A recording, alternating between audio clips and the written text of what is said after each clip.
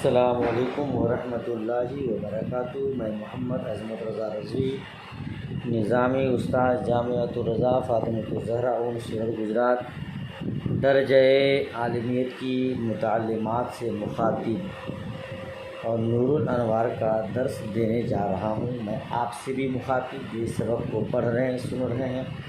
اللہ پاک آپ سب کو علم نافع عطا فرمائے، آپ کے صدقے مجھے بھی عطا فرمائے، آمین ثم آمین۔ آئیے آج کا سبق پڑھتے ہیں۔ درود شریف پڑھیے۔ اللہ رب محمد صلی اللہ علیہ وسلم، نحن عباد محمد صلی اللہ علیہ وسلم۔ اللہم رب اشرح لی صدری ویسر لی امری واحلل عقدۃ من لسانی یفقہوا قولی۔ اللہم ربی یسر ولا تعسر وتمم بالخیر وبک نستعین یا فتاح یا فتاح یا فتاح۔ اللہم افتح علینا حکمتک وانشر علینا رحمتک یا ذا الجلال والاکرام۔ بسم اللہ الرحمن الرحیم۔ وَإِنَّمَا أَوْرَدَ بِهَذَا النَّمْطِ وَلَمْ يَقُلْ إِنَّ أُصُولَ الشَّرْعِ أَرْبَعَةٌ الْكِتَابُ وَالسُّنَّةُ وَالْإِجْمَاعُ وَالْقِيَاسُ لِيَكُونَ تَنْبِيهًا عَلَىٰ أَنَّ الْأُصُولَ الْأُوَّلَ قَطْعِيَّةٌ وَالْقِيَاسُ ظَنِّيٌّ وَهَذَا بِاعْتِبَارِ الْأَغْلَبِ وَالْأَكْثَرِ، وَإِلَّا فَالْعَامُّ الْمَخْصُوصُ مِنْهُ الْبَعْضُ وَخَبْرُ الْوَاحِدِ ظَنِّيٌّ وَالْقِيَاسُ بِعِلَّةٍ مَنْصُوصَةٍ قَطْعِيَّةٍ، وَلِأَنَّهُ لَمَّا قَالَ وَالْأَصْلُ كَانَ رَدًّا عَلَى مُنْكِرِ الْقِيَاسِ قَصْدًا وَصَرِيحًا، وَلَمَّا قَالَ الرَّابِعُ كَانَ دَالًّا عَلَى أَنَّ مَرْتَبَتَهُ بَعْدَ الْأُصُولِ الثَّلَاثَةِ، فَمَا دَامَ كَانَ الْحُكْمُ مَوْجُودًا فِي وَاحِدٍ مِنَ الثَّلَاثَةِ لَمْ يُحْتَجْ إِلَى الْقِيَاسِ، ثم لا بأس أن يكون هذه الأصول فروعا لشيء آخر لأنها كلها أصول بالنسبة إلى الحكم، فالكتاب والسنة فرع للتصديق بالله ورسوله، والإجماع فرع للداعي، والقياس فرع للثلاثة۔ آیے اتنا ترجمہ سماعت کیجیے، مفہوم سنیے، پھر انشاءاللہ آگے دیکھتے ہیں۔ مصنف علیہ الرحمٰن نے اصول کو اس طرح بیان فرمایا، اور یہ نہیں فرمایا کہ اصول شرع 4 ہیں: کتاب، سنت، اجماع امت اور قیاس، تاکہ اس بات پر تنبیہ ہو جائے کہ پہلے 3 اصول قطعی اور یقینی ہیں اور قیاس ظنی ہے، اور یہ اکثریت اور اغلبیت کے اعتبار سے ہے۔ اکثر اور اغلب کے اعتبار سے ہے نا، اغلبیت اور اکثریت کے اعتبار سے، ورنہ عام مخصوص منہ البعض اور خبر واحد ظنی ہیں، اور قیاس علت منصوصہ کے بنا پر قطعی ہے۔ اور اس لیے کہ مصنف نے جب الاصل کہا تو منکرین قیاس پر صراحتاً اور قصداً رد ہو گیا، ٹھیک ہے نا۔ اور ولما قال الرابع كان دالا على ان مرتبته بعد الاصول الثلاثه، اور اس لیے کہ مصنف علیہ الرحمٰن نے جب الرابع کہا تو اس بات پر دلالت ہو گئی کہ قیاس کا مرتبہ اصول ثلاثہ کے بعد ہے۔ پس جب تک ان تینوں میں سے کسی ایک میں حکم موجود ہے تو قیاس کی حاجت نہ ہوگی، ٹھیک ہے۔ پھر کوئی مضائقہ نہیں، کوئی حرج نہیں کہ اصول کسی دوسری شے کے لیے فروع ہو، اس لیے کہ یہ سب کے سب حکم کی طرف نسبت کرتے ہوئے اصول ہیں۔ چنانچہ کتاب اللہ اور سنت رسول اللہ تصدیق باللہ اور تصدیق بالرسول کی فرع ہے، اور اجماع داعی کی فرع ہے، اور قیاس تینوں کی فرع ہے، ٹھیک ہے۔ ترجمہ سمجھ میں آ گیا؟ اچھا، کیا مطلب؟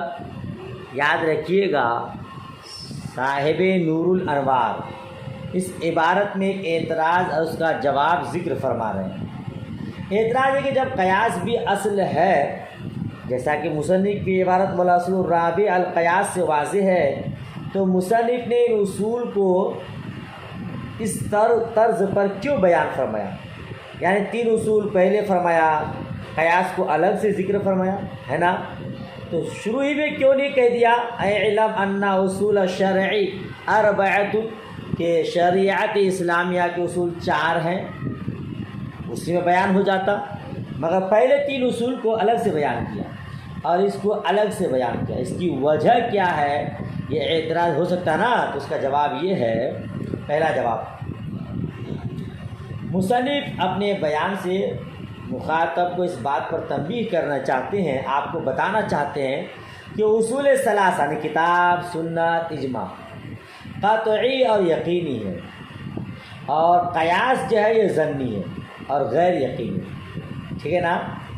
اگر یہ چاروں اصول ایک ساتھ بیان کر دیے جاتے اور یہ کہا جاتا ہے کہ شریعت کے اصول 4 ہے، کتاب، سنت، اجماع، قیاس، تو ان چاروں کا مفید یقین یا مفید ظن ہونے میں یکساں ہونا لازم آتا، یعنی یہ سمجھ میں آتا ہے کہ چاروں یقینی ہے یا چاروں ظنی ہے، سمجھ رہے ہیں، برابر ہو جاتا۔ یہ فرق نہیں ہو پاتا کہ پہلے 3 اصول یہ قطعی ہیں اور قیاس ظنی ہے، اسی لیے مصنف علیہ الرحمٰ نے قیاس کو الگ سے بیان کیا، ٹھیک ہے نا۔ اچھا، تو پہلے 3 اصول کیا ہے؟ یہ قطعی ہے، یقینی ہے، اور چوتھی اصل یعنی قیاس یہ ظنی ہے۔ پھر آگے صاحب نور الانوار فرماتے ہیں کہ یہ اکثر اور اغلب کے اعتبار سے ہے، ورنہ کبھی معاملہ اس کا برعکس بھی ہوتا ہے نا، کبھی معاملہ اس کا برعکس بھی ہوتا ہے، کبھی عام مخصوص من البعض یعنی وہ عام جس سے بعض کو خاص کر لیا گیا ہے وہ یقینی ہو جاتا ہے، جیسے احل اللہ البیع وحرم الربا، لفظ بیع لفظ جنس کی وجہ سے عام ہے، ہر بیع کو شامل ہے، مگر اللہ تعالیٰ نے اسے ربا کو، سود کو خاص کر لیا ہے، ٹھیک ہے نا، تو یہ عام مخصوص من البعض ہے۔ اور خبر واحد ظنی ہوتے ہیں، ٹھیک ہے، مگر کبھی علت منصوصہ کی وجہ سے قیاس یہ کیا ہو جاتا ہے؟ قطعی، اور خبر واحد وغیرہ یہ قطعی نہیں ہوتے، سمجھ رہے ہیں۔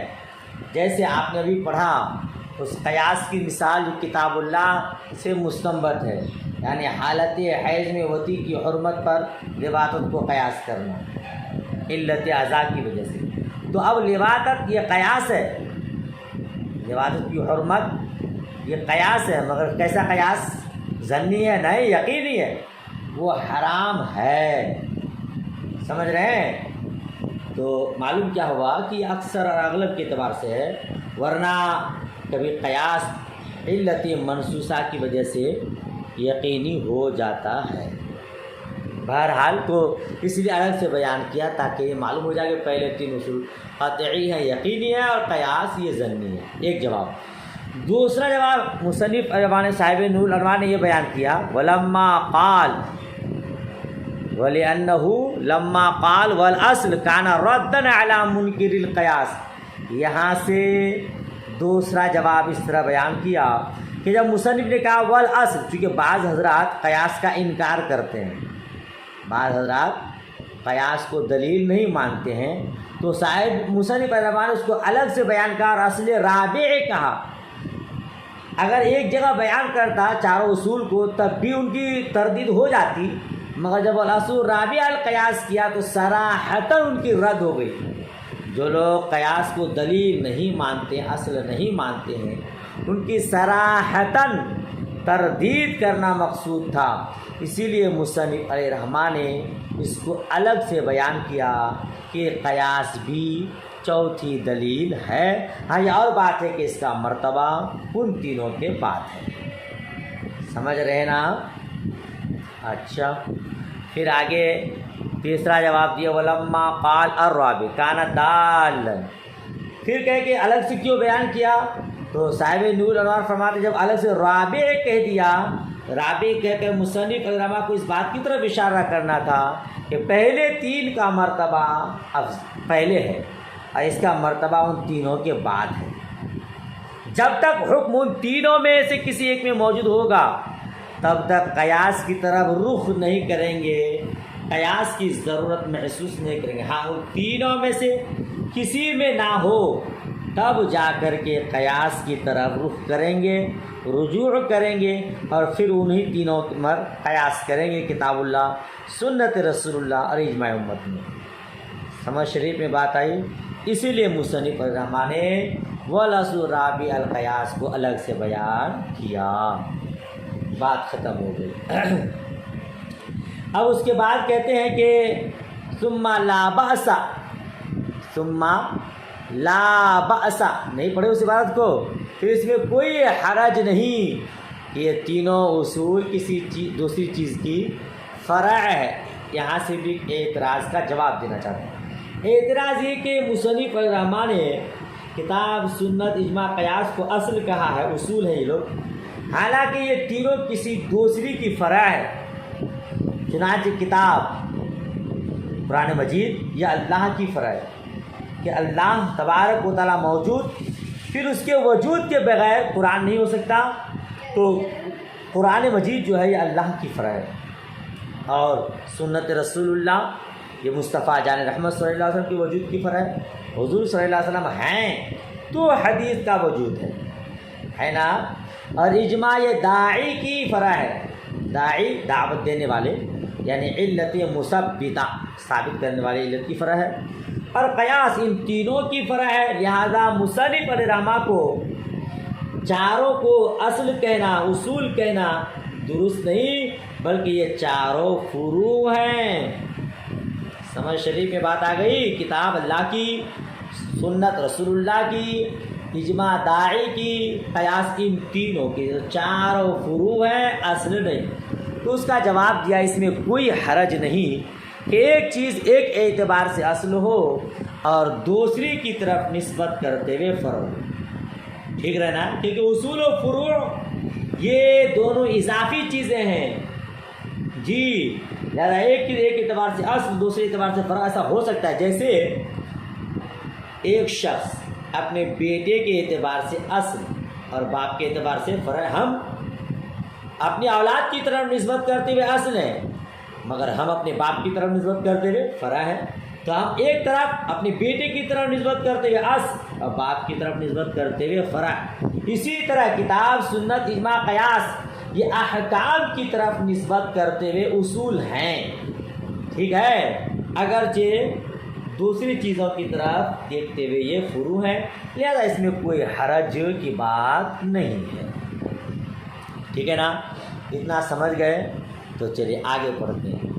وَوَجْهُ الْحَصْرِ فِي هَذِهِ الْأَرْبَعِ أَنَّ الْمُسْتَدِلَّ لَا يَخْلُو إِمَّا أَن يَتَمَسَّكَ بِالْوَحْيِ أَوْ غَيْرِهِ، وَالْوَحْيُ إِمَّا مَطْلُوبٌ وَهُوَ الْكِتَابُ أَوْ غَيْرُهُ وَهُوَ السُّنَّةُ، وَغَيْرُ الْوَحْيِ إِنْ كَانَ قَوْلُ الْكُلِّ فَالْإِجْمَاعُ وَإِلَّا فَالْقِيَاسُ، وَأَمَّا الشَّرَائِعُ مِنْ قَبْلِنَا فَمُلْحَقَةٌ بِالْكِتَابِ وَالسُّنَّةِ، وَتَعَامُلُ النَّاسِ مُلْحِقٌ بِالْإِجْمَاعِ، وَقَوْلُ الصَّحَابِيِّ فِيمَا يُعْقَلُ مُلْحِقٌ بِالْقِيَاسِ، وَفِيمَا لَا يُعْقَلُ مُلْحِقٌ بِالسُّنَّةِ، وَالِاسْتِحْسَانُ وَنَحْوُهُ مُلْحِقٌ بِالْقِيَاسِ۔ یہ اب چاروں کے درمیان دلیل حصر بیان کر رہے ہیں صاحب نور الانوار۔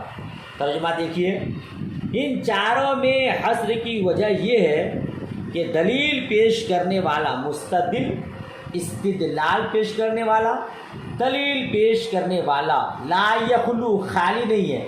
آپ بولے گا دو حال سے خالی نہیں ہے، یا تو وحی سے استدلال پیش کرے گا یا غیر وحی سے، اور اگر وحی سے پیش کرے گا تو اس کی دو صورت، یا تو مطلوع ہوگی تو وہ کتاب اللہ ہے، یا غیر مطلوع ہوگی تو وہ سنت ہے، ٹھیک ہے۔ اور اگر غیر وحی سے دلیل پیش کرے تو اس کی بھی دو صورت، تمام مجتہدین کا قول ہے یا نہیں، اگر تمام مجتہدین کا قول ہے تو اجماع، ورنہ قیاس، ٹھیک ہے نا۔ دلیل حسن سمجھ میں آ گئی؟ دلیل پیش کرنے والا یا تو دلیل پیش کرے گا کس سے، وحی سے یا غیر وحی سے، اگر وحی سے دلیل پیش کرے تو اس کی دو صورت، وحی مطلوع ہوگی یا غیر مطلوع۔ اگر مطلوع ہے جس کی تلاوت ہو رہی ہے تو کتاب اللہ، اگر غیر مطلوع ہے تو سنت رسول اللہ۔ ٹھیک ہے نا؟ اور اگر غیر وحی سے دلیل پیش کرے تو اس کی بھی دو صورت، تمام مجتہدین کا اتفاق ہوگا، اجماع ہوگا، تمام کا قول ہوگا تو اجماع ہے، اور اگر تمام کا قول نہیں ہے تو وہ قیاس۔ ٹھیک ہے نا؟ وَأَمَّا شَرَائِعُ مِنْ قَبْلِنَا، اس سے ایک اعتراض کا جواب دیتے ہیں جی، اس سے ایک اعتراض کا جواب دینا چاہتے ہیں۔ اعتراض جواب آپ کے حاشیہ میں موجود ہے، مگر اس میں رائٹنگ اور تحریر صاف نظر نہیں آتی۔ آئیے میں اس کا خلاصہ کر دیتا ہوں، ٹھیک ہے؟ غور سے سنیے گا۔ اعتراض یہ ہے کہ آپ نے کہا کہ 4 ہی اصول ہیں، 5 نہیں، اور دلیل حصر آپ نے بیان کر دیا، لیکن اعتراض یہ ہوتا ہے کہ 4 میں حصر بیان کرنا درست نہیں ہے۔ کیوں؟ کیونکہ حکم جس طرح ان 4 اصول سے ثابت ہوتا ہے، اسی طرح اگلی شریعت سے بھی ثابت ہوتا ہے، اگلی شریعت سے بھی ثابت ہوتا ہے۔ لہذا اصول 4 نہیں 5 ہو گئے، کتاب، سنت، اجماع، قیاس اور شرائع سابقہ۔ کیسے شرائع سابقہ سے ثابت ہوتا ہے؟ جیسے اللہ تبارک و تعالیٰ کا قول ہے وَكَتَبْنَا عَلَيْهِمْ فِيهَا أَنَّ النَّفْسَ بِالنَّفْسِ وَالْعَيْنَ بِالْعَيْنِ وَالْأَنْفَ بِالْأَنْفِ وَالْأُذُونَ بِالْأُذُونِ وَالسِّنَّ بِالسِّنِّ وَالْجُرُوحَ قِصَاص۔ وَكَتَبْنَا عَلَيْهِمْ یعنی ہم نے ان لوگوں پر لکھ دیا ہے، کہاں؟ تورات میں۔ کیا لکھ دیا؟ جان کے بدلے جان، آنکھ کے بدلے آنکھ، ناک کے بدلے ناک، کان کے بدلے کان، دانت کے بدلے دانت، اور زخموں کا بدلہ ان کے برابر۔ والجروح قصاص، زخموں کا بدلہ ان کے برابر۔ اس آیت میں قصاص کا حکم جس طرح یہود پر لازم تھا اسی طرح ہم پر بھی لازم ہے۔ پس جب شرائع سابقہ سے بھی حکم ثابت ہوتا ہے تو اصول کو 4 میں حصر کرنا باطل ہو گیا۔ ٹھیک ہے؟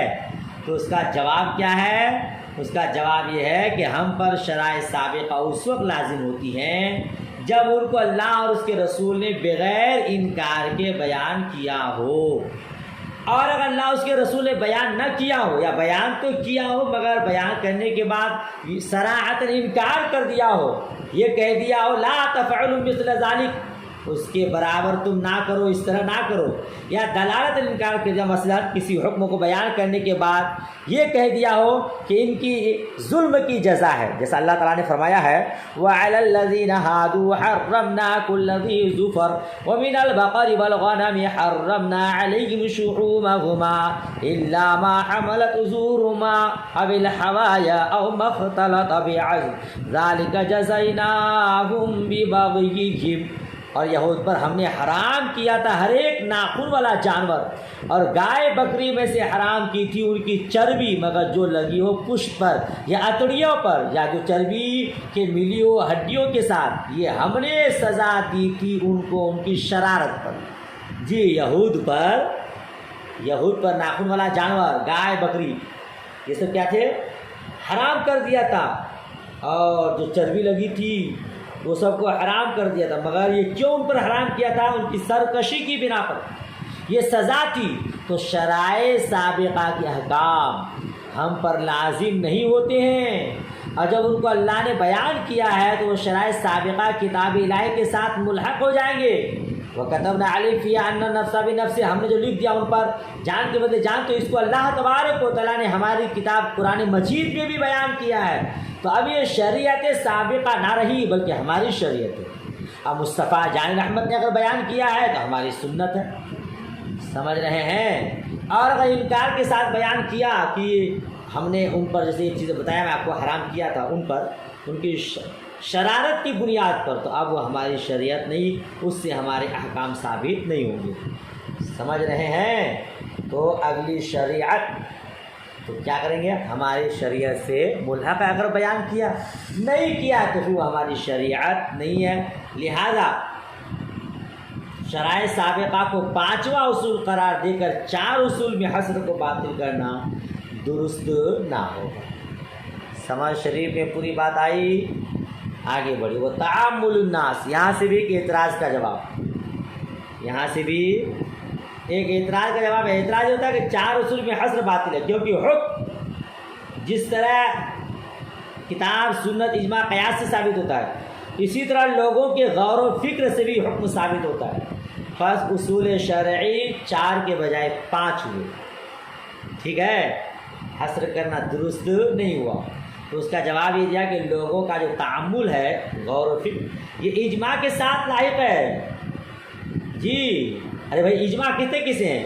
مجتہدین کرام غور و فکر کر کے جو مسئلہ نکالا اسی کو اجماع کہتے ہیں۔ تو تعامل ناس لوگوں کا غور و فکر، وہی تو اجماع ہے۔ تعامل ناس کوئی الگ دلیل نہیں، لہذا دلائل اور اصول 4 ہی ہوئے، 5 نہیں۔ آپ کہیے گا کہ تعامل ناس اجماع میں داخل ہے، سمجھ رہے ہیں؟ اچھا، پھر آگے وہ قول الصحابی، یہاں سے بھی ایک اعتراض کا جواب۔ اعتراض کیا ہوتا ہے کہ پھر اصول کو 4 میں منحصر کرنا درست نہیں، کیونکہ شریعت کا حکم جس طرح ان 4 سے ثابت ہوتا ہے، کتاب سنت اجماع قیاس، اسی طرح صحابی کے قول سے بھی ثابت ہوتا ہے۔ سمجھ رہے ہیں؟ تو اصول کتنے ہو گئے؟ کتاب سنت اجماع قیاس، اصول صحابی، قول صحابی۔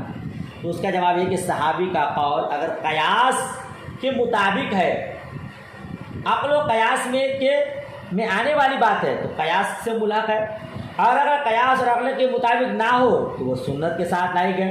کیونکہ اگر صحابی خلاف عقل اور خلاف قیاس کوئی حکم بیان کرے تو یہی کہا جائے گا کہ اس نے رسول اللہ صلی اللہ تعالی علیہ وسلم سے سن کر کہا ہے، ٹھیک ہے نا؟ تو اگرچہ رسول اللہ صلی اللہ تعالی علیہ وسلم کی طرف منسوب نہیں کیا ہے، بس صحابی کا قول جب قیاس یا سنت سے ملحق ہے تو اصول کو 4 میں حصر کرنا درست ہے۔ یعنی یہ کہیے گا آپ کہ صحابی کا قول کوئی الگ دلیل نہیں ہے، بلکہ یا تو وہ قیاس سے ملحق ہے یا سنت رسول ہے۔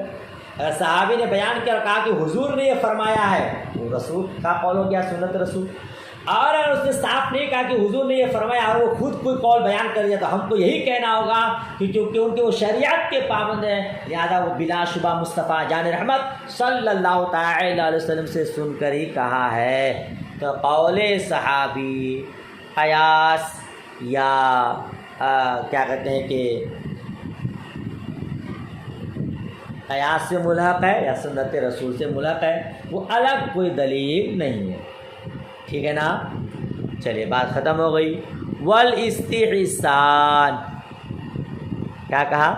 والاستحسان ونحو ملحق بالقیاس، استحسان اور اسی کی طرح یہ بھی قیاس کے ساتھ ملحق ہے۔ پہلے تو آپ استحسان سمجھیے، استحسان کسے کہتے ہیں؟ یاد رکھیے گا، استحسان وہ قیاس خفی ہے جو قیاس ظاہری کے معارض ہو۔ ابھی آپ کو مثال کے ذریعے سمجھاتا ہوں۔ آپ کے حاشیہ نمبر 12 پہ پورا لکھا ہوا ہے، ہو سکے تو آپ مطالعہ کر لیجئے گا، ٹھیک ہے؟